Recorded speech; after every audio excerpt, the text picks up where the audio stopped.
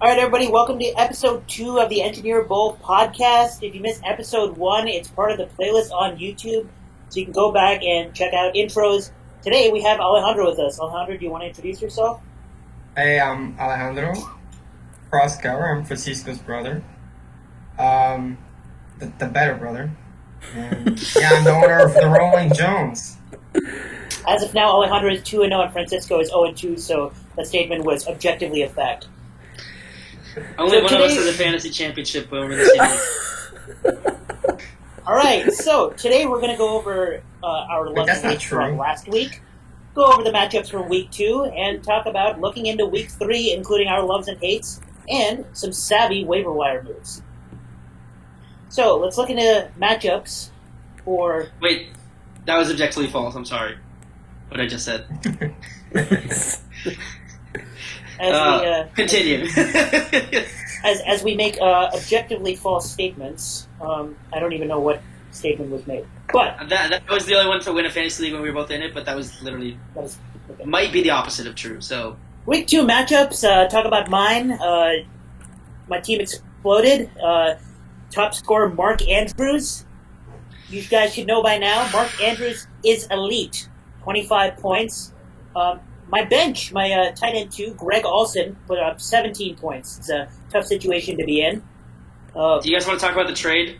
We can talk about the trade. So over the week, there was a proposed trade of Greg Olsen and Chris Conley for Devin Singletary, and the trade was emphatically vetoed. And Traquan Smith. Well, Traquan Smith doesn't count. Oh. Okay. Let's be honest here. Yeah. So the trade proposal was between me and Evan. So you can see my team on the screen right now. You can take a look at Evan's team as well. Where's Evan's team? And he did start Devin Singletary this week, but at the time of the proposal, Devin Singletary was on the bench. He was planning on starting David Montgomery. That would have been the correct start. He outscored Devin Singletary. Essentially, the point of the veto was people think Devin Singletary is a solid RB2, and Chris Conley and Greg Olsen are worth nothing. No, not that they're worth nothing, but that running backs are worth more. So I think Greg Olsen is definitely not worthless. But I didn't veto it because, like I've said before, I only veto collusion. So like last year, the Todd Gurley trade, when Ellie literally said she wanted to give Todd Gurley to someone who was good, that was the only time I vetoed the trade. So personally, and now we all the people that vetoed kind of look stupid because Greg Olsen went off and Singletary got injured. So in hindsight, that trade was not that unfair, personally, it might still be unfair, but first week we looked it looks pretty stupid to call for it being so unfair that's worth a veto. And for motivation, Evan did not really value Singletary that much. And for the record, even though I had him on my love list, I don't think he will be as fantasy valuable just because he's on the Buffalo Bills offense. And I have 3 tight ends. Jordan Reed's going to come back at some point. So that trade got vetoed, and no trades were actually made. Adam Thielen, amongst my position players, was the lowest scorer. That's how good my team was this week. Okay. Facing Pronit. Weird flex, but okay. Facing Pronit, who had a pretty solid performance for most of his players. Ben Roethlisberger, a problem. He's out for the season. Tariq Cohen, not getting much done, despite the Bears winning the game. Who do you guys think Pronit's getting at quarterback? Daniel Jones is the only correct answer for the record. Case Keenum. Case Keenum against the Bears. We'll get to that moving on to later. the next matchup. Daniel, do you want to talk about this one? Yeah, sure. This is another W on the board. I think I have the most points for in the league, which is pretty surprising given my roster. Given that my roster isn't that great or anything. OJ Howard put up a fat 0 and was targeted 0 times. But other than that, Emmanuel Sanders somehow got 28 points against the Bears' defense. Titans' defense was solid. Greg Zerlin was Greg Zerlin. Dak, we'll also get to him later to some extent, but Dak has shown that he's pretty damn good, and he has the second most QB points out of all the QBs through 2 weeks. The only one in front of him is, I think it was Lamar Jackson. I have to double check Or that. But, Mahomes. yeah. Patrick Mahomes has got to be somewhere around there. Yeah, so Maybe number I think one. I think it was Jackson, then Prescott, then Mahomes, or something like that. But yeah, They're all doing pretty well. good performance. Both of Dak's performances somewhere around the 40-point mark. Yeah, So he's probably worth $40 million. yeah. This is a surprisingly bad performance for the Big Delta Big Skins here. Yeah, Le'Veon Bell gets pretty much, or not pretty much, basically all the offensive workload until the last few minutes where Robbie Anderson gets some catches. Mark Ingram, Finally. with an injury issue during the game, did come back in the game. Julian Edelman in a 43-0 game didn't score. Go figure. Vance McDonald blows up. All right, yeah. And DD sucks. And just an overall underwhelming performance for Paulo. Aaron Rodgers off to a good start, but did not put up big numbers. Yep. Oh, this one was brutal. I lost on that last Matt Ryan touchdown. I would have won. Thankfully, I wasn't watching, but yeah. What else can I say? I said I wasn't scared of Matt Ryan and Devonta Freeman, and then they pulled it off. Well, lesson of the Austin week though with the Eckler. bench. Yeah, Austin Eckler is the RB1 in fantasy. And Chris Godwin, you bench him. I thought you were all in on the Bucks, but I found out after the matchup that you benched 26 Bro, points out of Chris I Godwin. clearly pivoted after watching the Bucks the first week. I would not have played Godwin over Brown, so I would have lost anyway, even if it was Godwin. I would have put him in over John Ross, so I don't mind that. Lesson of the week on the other side. At some point, Anand's got to start Lamar Jackson, no? Yes. Yeah. I don't understand why he benched him again. Yeah, that's pretty surprising. Moving on to the next matchup, I don't even want to talk about this one. Yeah, guys. yeah. Just skip it. If Arjun leaves Melvin Gordon in, leaves his injured kicker in, just Beautiful. replaces Kyler Murray with Andrew Luck. Robbie's sitting at 1-1. Instead, he's 2-0. Oh my gosh. Underwhelming performance from I'm Robbie's just going to team. ask this every week. Why is Arjun in this league? Yeah. I mean, I know he's running the league, but... We Running just the gotta make league. the Running thumbnails the of league. these Arjun with like a clown face on it. Yes. Let's move on. Alejandro, you want to walk us through this one? Alright, well, this was a pretty easy W for me. It was looking a little scary in the first half of that Sunday Night Football game because Wentz was sucking. But he turned it on, and Julio with the 2 touchdowns in the second half. So it ended up pretty comfortable. And, well, you know, Jameson Crowder. If they just missed that 4th and 3, would have won. He just needed 40 points for Jameson Crowder to beat me, but looks like that didn't happen. So Robert Woods with an uncharacteristic dud. So, but he'll bounce back. Yeah. And storyline from the Falcons is Julio Jones currently has the longest active streak in the NFL of scoring a receiving touchdown. Who knew that having Dirk That's Cutter really good. as an offensive coordinator would be better than Steve Sarkisian?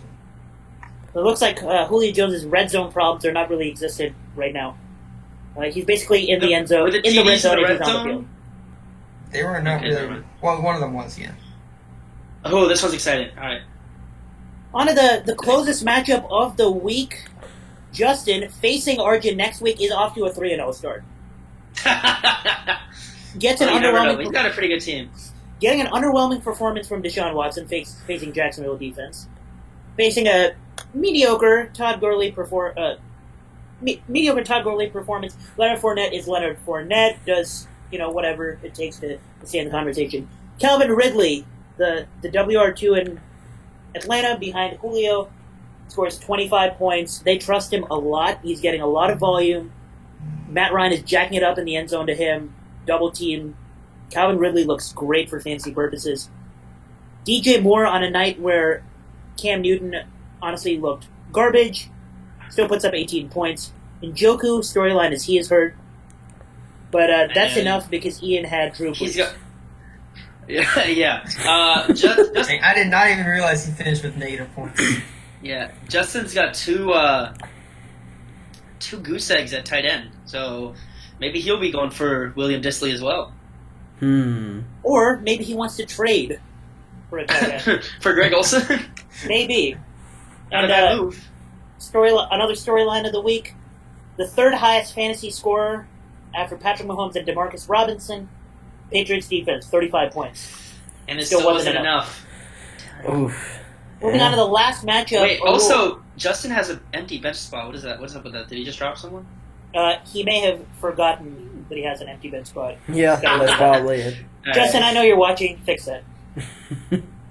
Last matchup, Arul got a little scared there after leading the league in points for in week 1. Almost didn't even hit triple digits, but Patrick Mahomes happened. Yeah, Patrick Mahomes is Patrick pretty Mahomes' good. second quarter happened.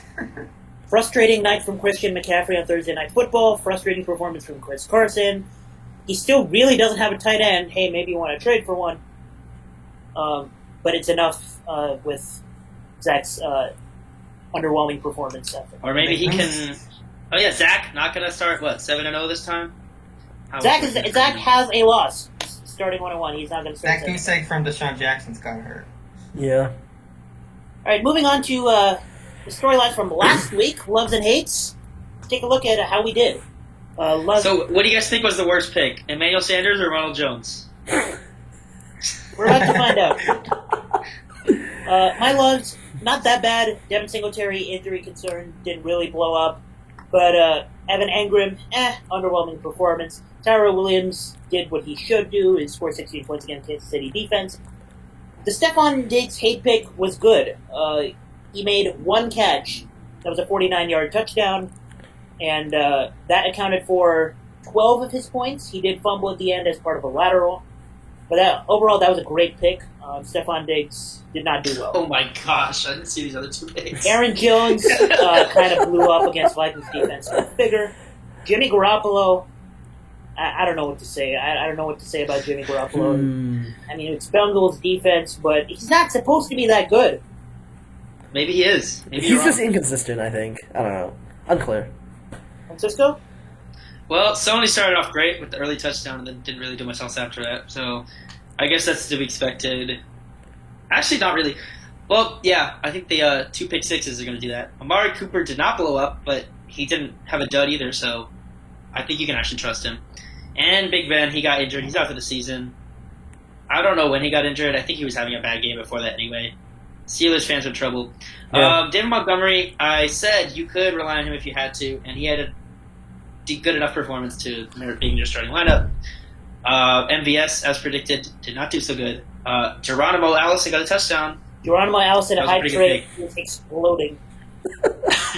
And then we got Hooper, who, I mean, I think you'll take 7 points at tight end. So Yeah. that's an okay pick.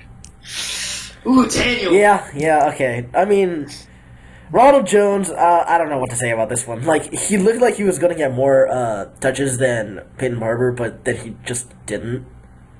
Like, for week 1, it was like 13 to 8 or something, and then week 2, it was just like very low to like very high. I don't even remember the numbers. I didn't bother looking them up. People who had David Johnson in 2015 are having flashbacks to Chris Johnson getting all the carries. Yeah.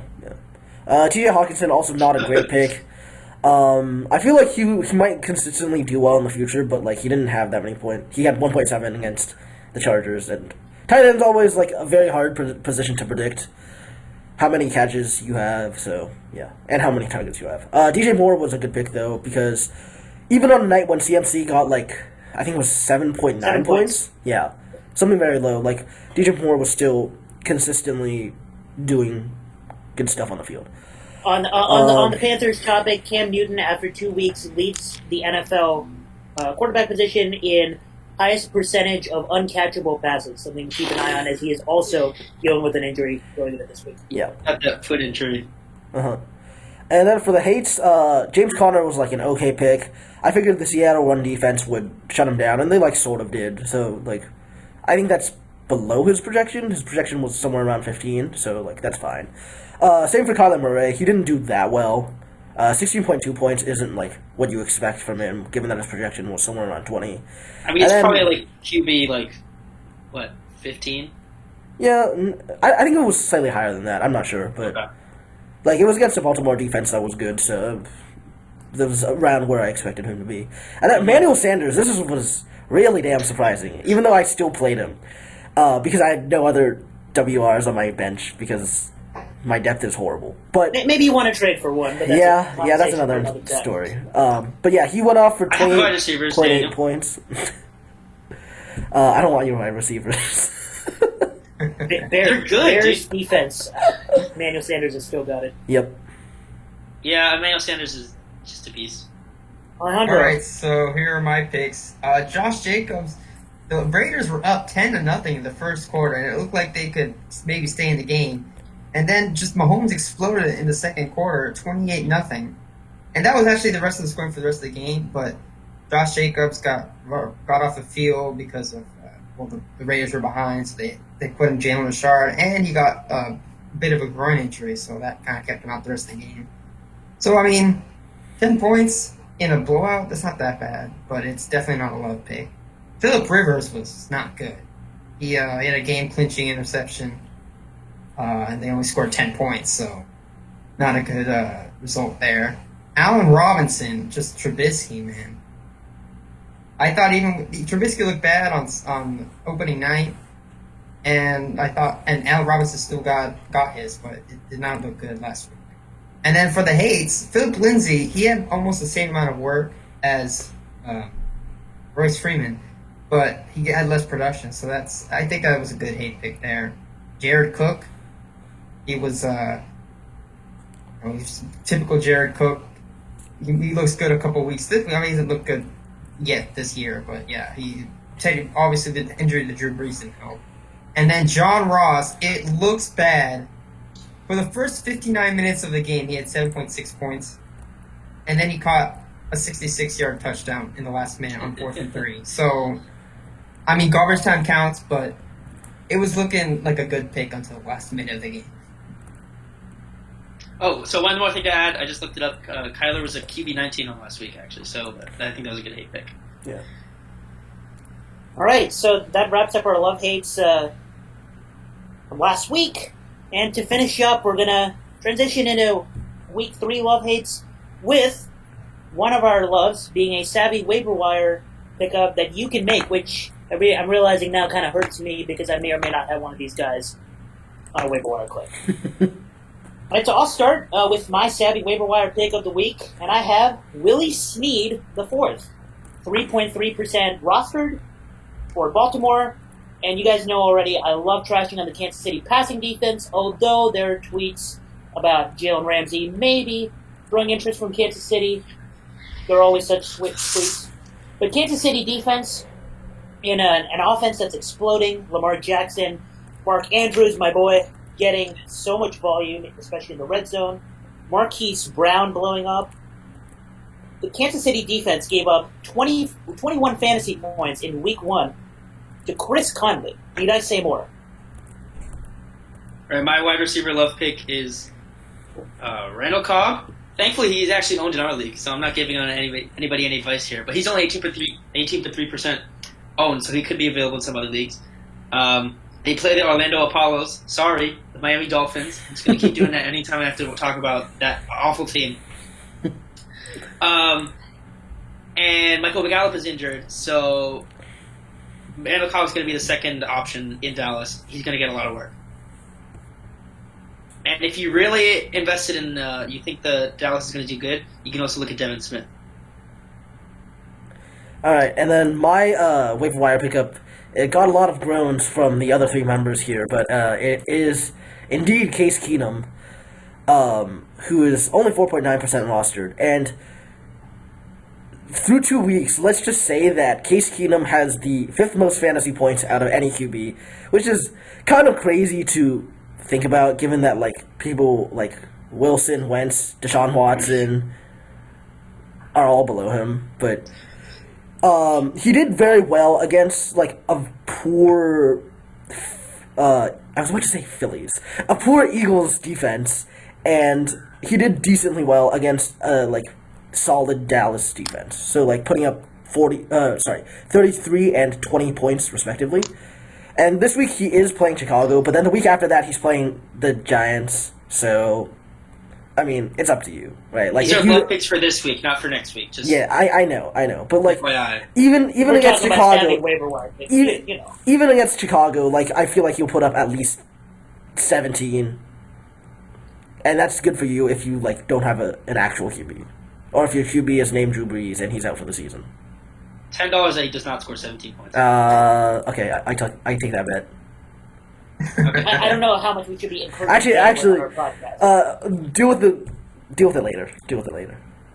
All right. All right, so my waiver wire love pick is quarterback Josh Allen.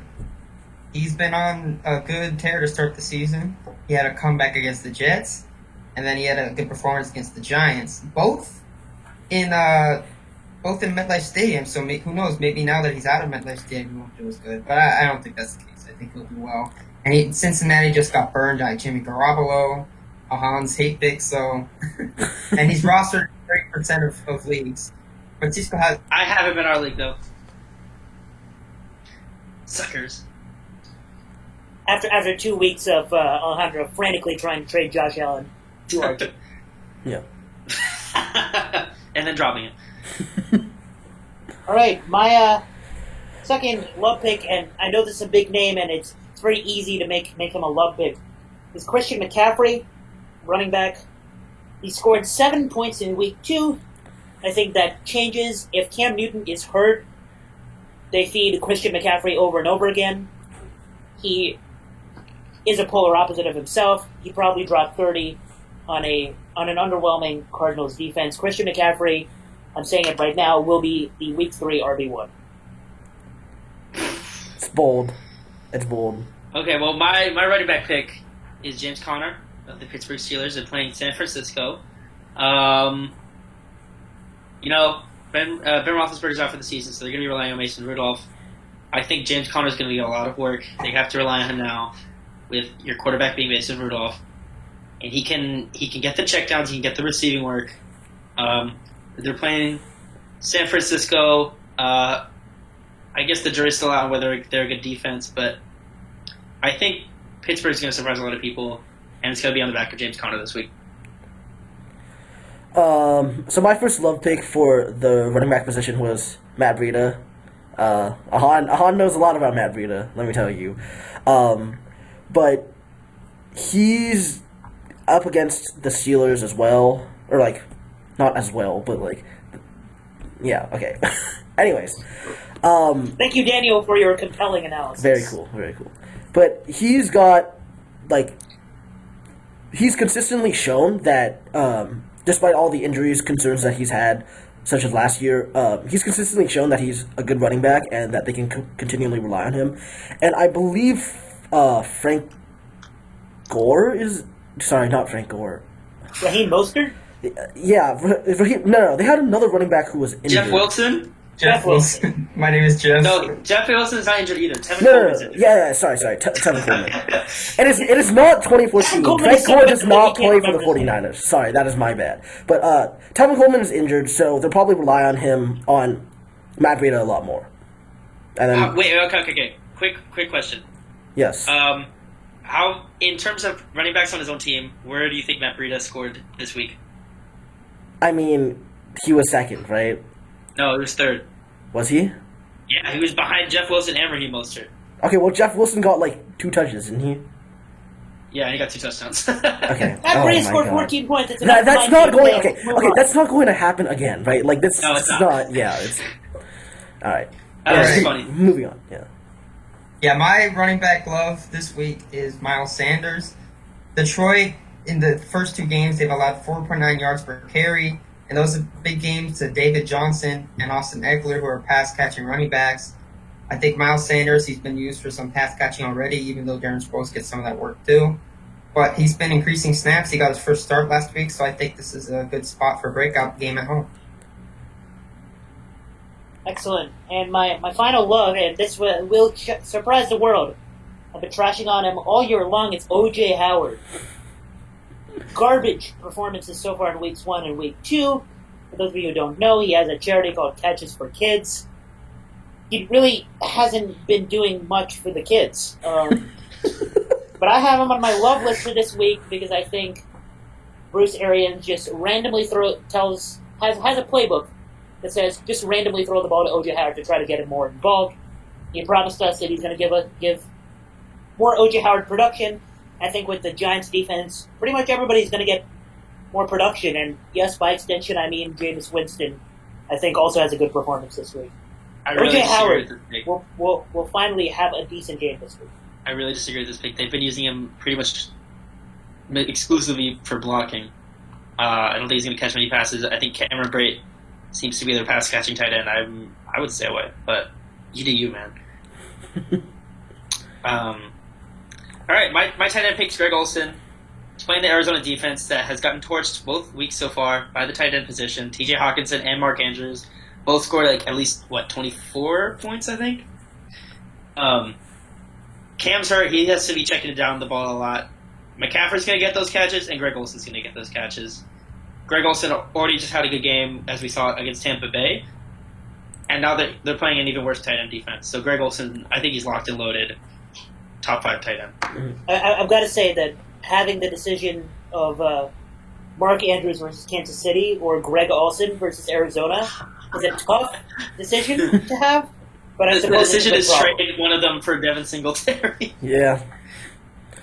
My last love pick was Kenny Golladay because he's facing a Philly defense that has been league's second worst giving up fantasy points to wide receivers, and he's also the clear WR1 on that team.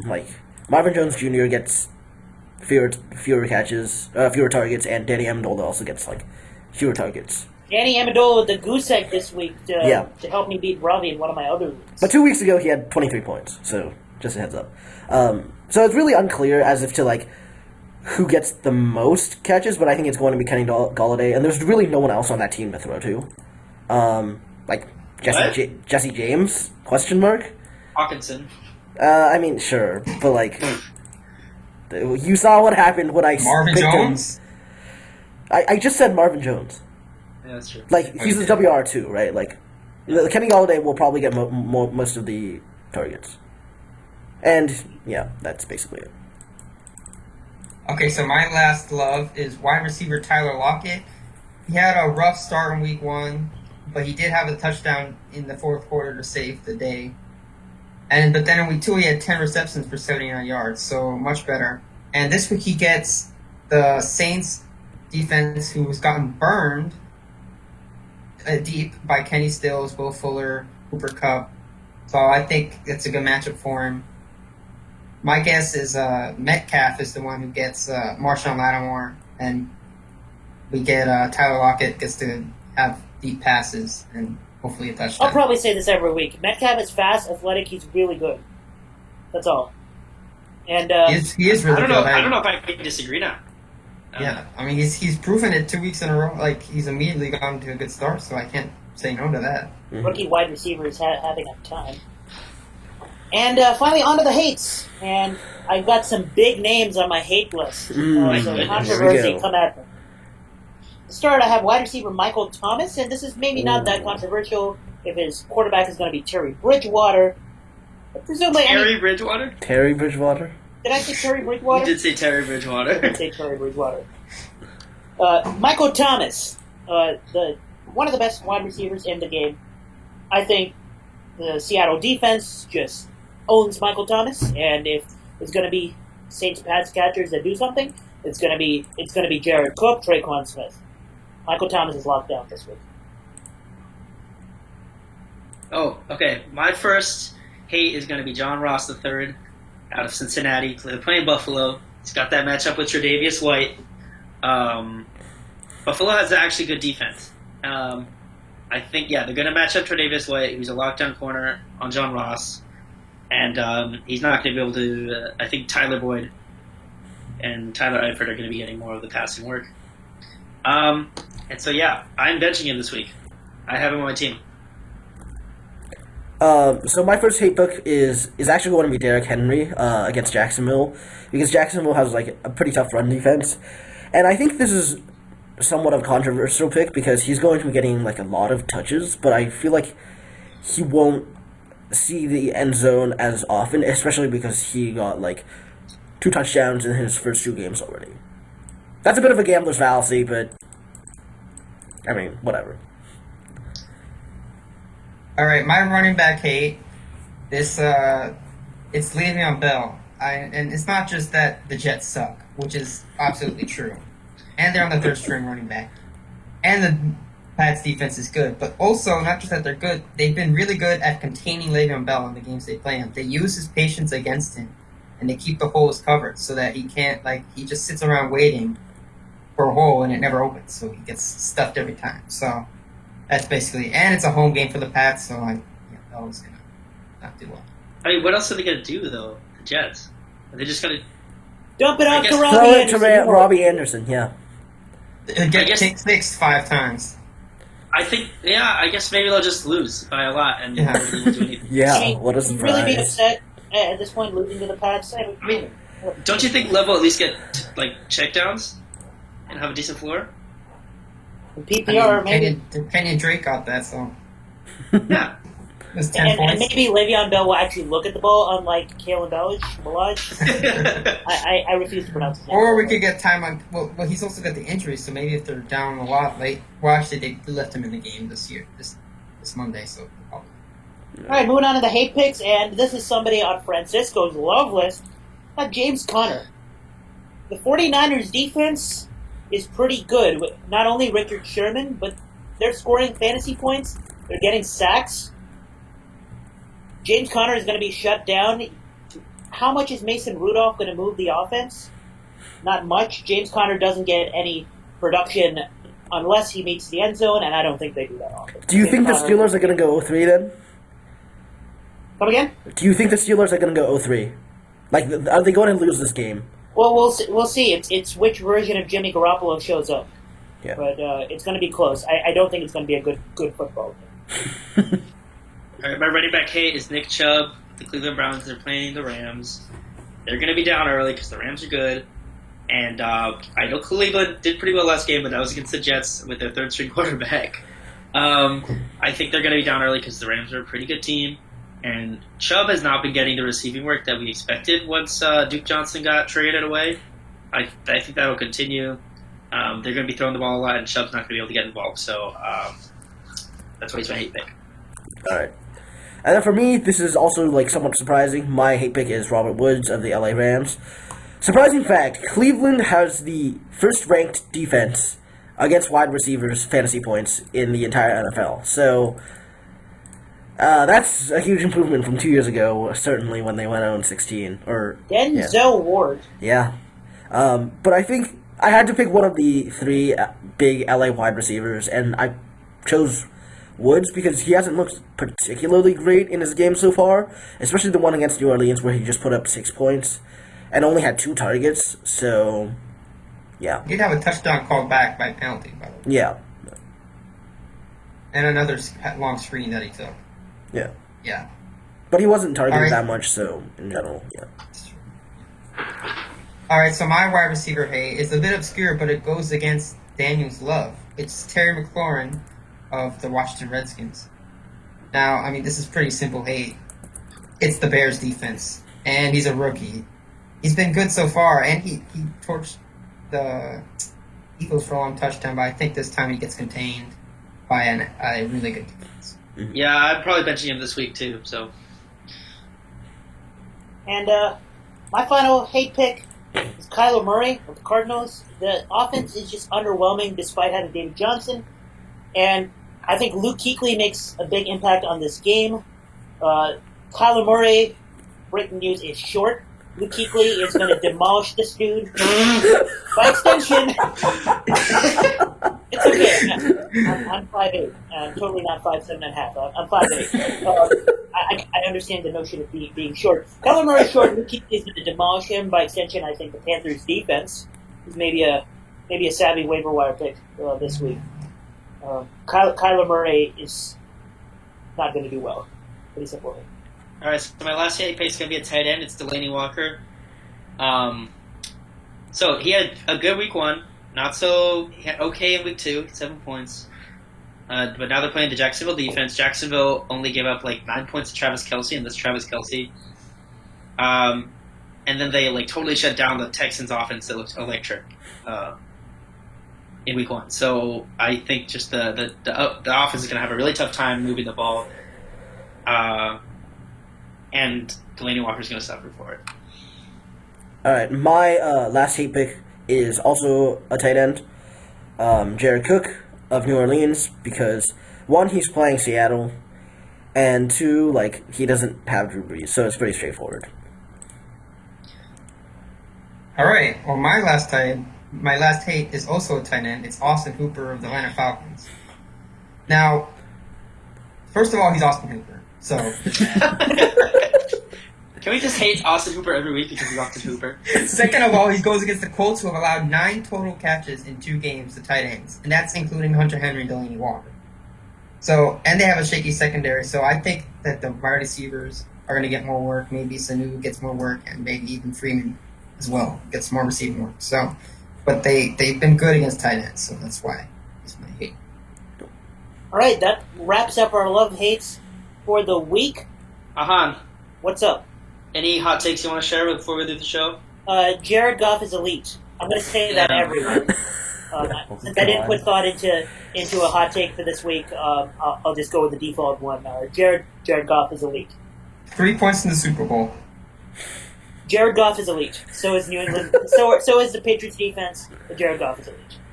Oh boy. Any other hot takes? We got one. John Brown is going to be the highest scorer with people with the last name Brown over the course of the season. Ooh, are we getting into some talks of suspensions? All right, I think this is the part where we cut. The love hate document will be posted in the description.